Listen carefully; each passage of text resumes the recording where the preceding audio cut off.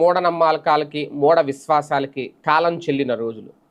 కానీ ఇంకా గ్రామీణ ప్రాంతాల్లో కొన్ని మారుమూల ప్రాంతాల్లో ఆ మూఢ విశ్వాసాలు, ఆ మూఢనమ్మకాలు, కులాల ఆధిపత్యాలు, లేదంటే కులరహిత సమాజం అని ఏదైనా అనుకుంటామో ఆ కులరహిత సమాజానికి ఆమడ దూరంలో ఉండే గ్రామాలు చాలానే ఉన్నాయి. ఇక్కడ ఏంటి అంటే ఇప్పటికే చాలా వరకు పెళ్ళిళ్ళు కులాలకు అతీతంగా, మతాలకు కూడా అతీతంగా జరుగుతున్న పరిస్థితి.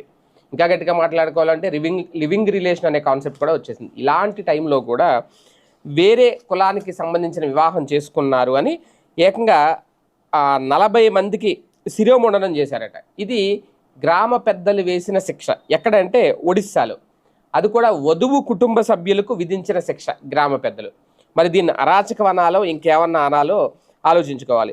వేరే కులం వ్యక్తిని యువతి ప్రేమ వివాహం చేసుకుందని ఊరి నుంచి